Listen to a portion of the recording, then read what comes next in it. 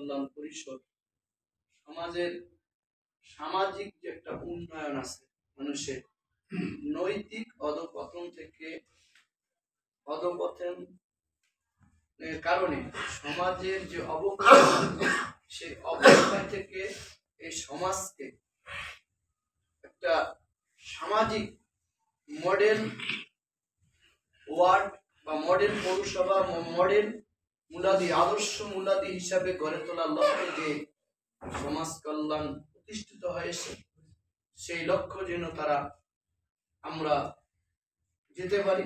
আল্লাহ তাআলা সেই তৌফিক দান করুক এবং সমাজে যত ভালো কাজ আছে, এই ভালো কাজে এই আদর্শ সমাজ কল্যাণ পরিষদের সমস্ত সদস্য যেন সামাজিকভাবে গুরুত্বপূর্ণ অবদান রাখতে পারে। এই সমাজকে যেন একটি আদর্শ সুন্দর সমাজ হিসাবে এই 4-5 নম্বর সহ টোটাল মুলাদি পৌরসভা তথা মুলাদি উপজেলাকে যেন আমরা আদর্শ সমাজ হিসাবে উপহার দিতে পারি। আল্লাহ তাআলা সেই পুরার জন্য আমাদের কবুল করে, সকলে বলি আমিন। আজকে যে এই উদ্যোগটা সমাজ কল্যাণ পরিষদের পক্ষ থেকে যে ভাইরা নিয়েছেন, তাদেরকে অসংখ্য মোবারকবাদ জানাচ্ছি। এখানে সমাজ কল্যাণ পরিষদের সভাপতি বলে কথা নাই, সহসভাপতি বা গুরুত্বপূর্ণ সদস্য বলে কথা নাই।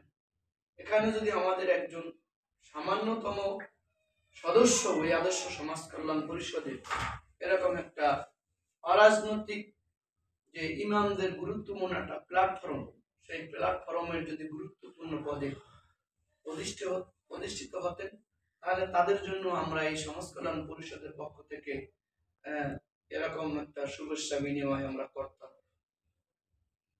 তারই অংশ হিসাবে আমরা যারা এই আয়োজন করেছেন এবং আমাদেরকে মাওলানা মুফতি রফিকুল ইসলামকে সম্মানিত সেক্রেটারি এবং আমাকে যুগ্ম সাধারণ সম্পাদক শরিয়াতুল্লাহকে কোষাধ্যক্ষ হিসাবে নির্বাচিত করার জন্য কেন্দ্রীয় কমিটির, জেলা কমিটির সভাপতি, তিনি কেন্দ্রীয় কমিটিরও গুরুত্বপূর্ণ ব্যক্তি।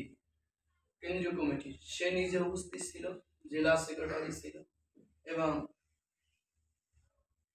মুলাদির বিভিন্ন পর্যায়ে নেতৃবৃন্দ মানে ইমাম মুয়াজ্জিনরা উপস্থিত ছিলেন। সেখানে এই কমিটি গঠন করা হয়েছে, অর্থাৎ পুনরায় এটা গঠন করা হয়েছে কাউন্সিলের মাধ্যমে।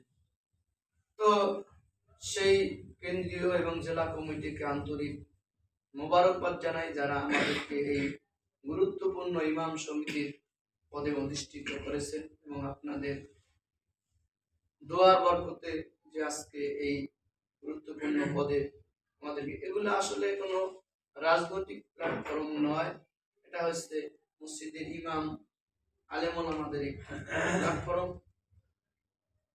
সমাজের এই যারা আয়না স্বরূপ যেই সব আলেম ওলামা মসজিদে জুমার দিন আপনাদের সামনে সমাজের বিভিন্ন প্রকারের অসঙ্গতি তুলে ধরে বক্তব্য পেশ করেন কোরআন হাদিসের দৃষ্টিতে, সেখানে তাদের একটি জাতীয়ভাবে একটি জাতীয় ইমাম সমিতি গঠন করা হয়েছে।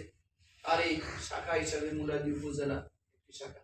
এখানে ইমামরা তাদের বিভিন্ন সমস্যার কথা বিভিন্ন সময় বলে, তাদের কিভাবে তাদের অধিকার এই সমাজের অসঙ্গতি দূর করার জন্য কিভাবে তারা মানুষের কাছে ইসলামের দাওয়াত পৌঁছাতে পারে, এ ব্যাপারে বিভিন্ন সময় বিভিন্ন গুরুত্বপূর্ণ বৈঠকে সিদ্ধান্ত হয়।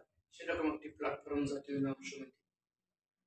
সম্মানিত হাজিরিন, এই কমিটির সদস্য হিসাবে আমরা নির্বাচিত হয়। আমাদের যে যারা এই আদর্শ সমাজ কল্যাণ পরিষদের পক্ষ থেকে আয়োজন করলেন, তাদেরকে আমরাও মোবারকবাদ